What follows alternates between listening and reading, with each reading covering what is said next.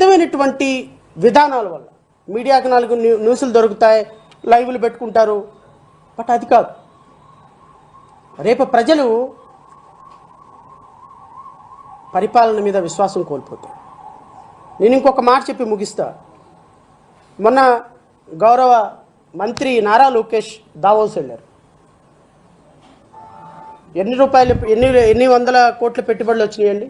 బహుశా తర్వాత వాళ్ళు చెప్పారు మేము వెళ్ళింది దానికోసం కాదని.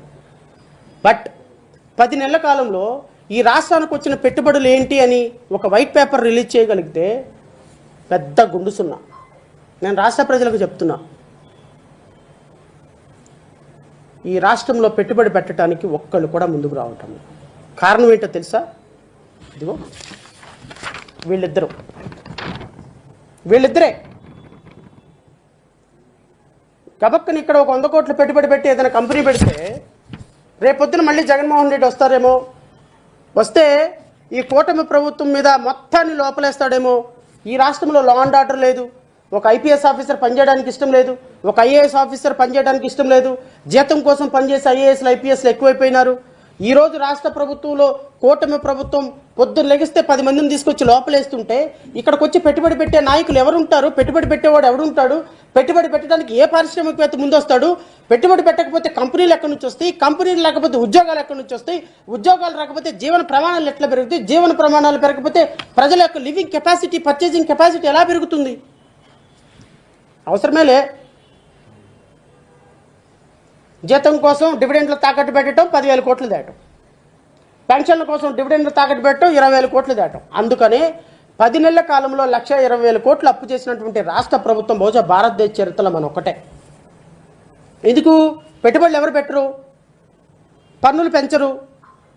ఒకవేళ పెంచినా అండర్ గ్రౌండ్ వర్క్లో పన్నులు పెంచుతారు. రాష్ట్ర ప్రజలకి దగ్గర నుంచి ఇన్కమ్ జనరేట్ అవ్వాలి. ఇక్కడ కంపెనీలు రావు, పెట్టుబడులు రావు, ఎఫ్డిఐలు రావు, కేంద్ర ప్రభుత్వం సహకరించదు, ప్రెస్టేజ్ ఇన్స్టిట్యూషన్స్ రావు, ఏమీ రావు. కానీ ఇక్కడ ఉన్నది ఏంటో తెలుసా? పగ, ప్రతీకారం, డబ్బు సంపాదన, న్యాచురల్ రిసోర్సెస్ మొత్తాన్ని ఏ విధంగా అమ్మి పడేసి కోట్లు సంపాదించాలి.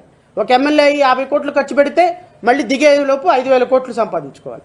200 కోట్లు పెట్టి ఎంపీగా అయితే దిగేలోపు 10,000 కోట్లు సంపాదించుకోవాలి. ఒక 2 లక్షల కోట్లు పెట్టి ముఖ్యమంత్రి అయితే దిగేలోపు 10 లక్షల కోట్లు సంపాదించుకోవాలి. ఇదే పాలిటిక్స్.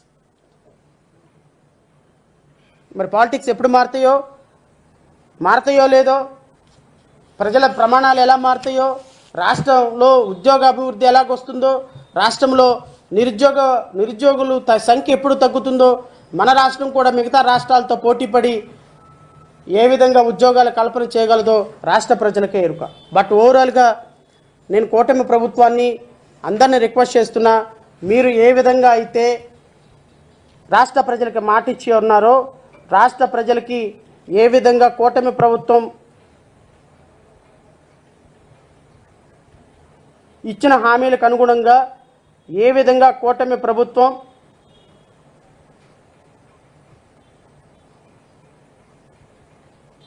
ఇచ్చినటువంటి మాటకు అనుగుణంగా హామీలు నెరవేర్చాలి అని, ఈ కూటమి ప్రభుత్వం ఇచ్చినటువంటి సూపర్ 6ని అతి త్వరలో అమలుపరచాలని, సూపర్ 6 అమలుపరచకపోతే ఖచ్చితంగా ప్రతిపక్షంలో ఉన్నటువంటి వైఎస్ఆర్సీపీ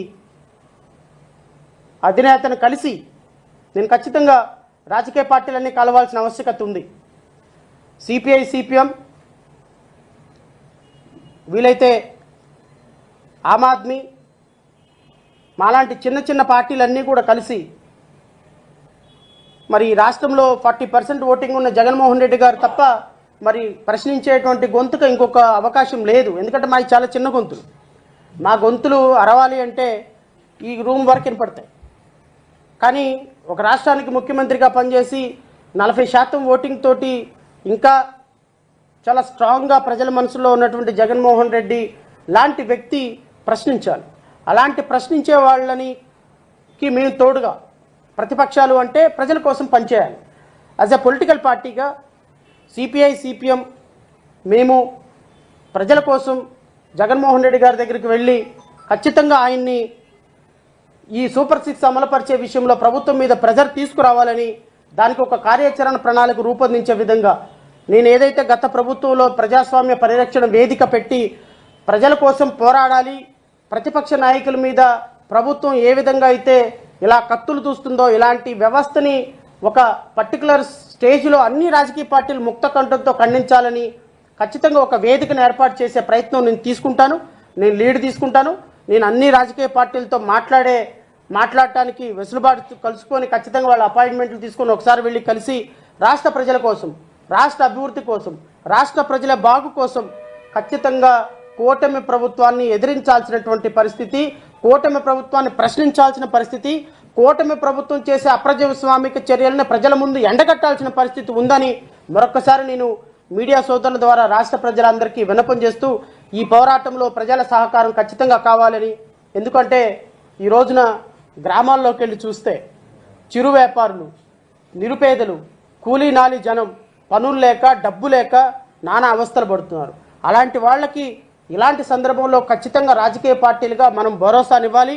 ఈ దుర్మార్గులు కోట్లు వేల కోట్ల రూపాయలు సంపాదించుకుంటూ రాష్ట్రంలో ప్రజలను గాలి కుదిలేసి, రాష్ట్ర ప్రగతిని గాలి కుదిలేసి ఎంత సంపాదించాము అంటే మనం దిగేలోపు కనీసం ఒక 10,000 కోట్లు సంపాదించాలని పవన్ కళ్యాణ్, 1,00,000 కోట్లు అరికేసుకోవాలని నారా లోకేష్, ఇంకో 5 లక్షల కోట్లు సంపాదించుకోవాలని తెలుగుదేశం పార్టీ అధినేత ఆలోచించే దుర్మార్గమైన పరిస్థితులు ఉన్నాయని ప్రజలకు వివరించాల్సిన బాధ్యత మనందరి మీద ఉందని మనస్ఫూర్తిగా తెలియజేసుకుంటూ, భవిష్యత్తులో ఈ పోరాటానికి ఒక మంచి వేదిక అతి త్వరలో రాబోతుందని, ఏప్రిల్ 14న అలాంటి వేదికను ఏర్పాటు చేసే ప్రయత్నం, డాక్టర్ బాబాసాహెబ్ అంబేద్కర్ జన్మదినం రోజున అలాంటి వేదికని, ఒకే వేదిక మీదకి రాజకీయ పార్టీ ప్రతినిధులందరూ వచ్చే అవకాశం ఉందని, అలాంటి వేదికను ఏర్పాటు చేసే ప్రయత్నం జేబీఎంరావు భారత్ పార్టీ సీరియస్గా తీసుకుంటుందని మనస్ఫూర్తిగా తెలియజేసుకుంటూ ప్రెస్ మీట్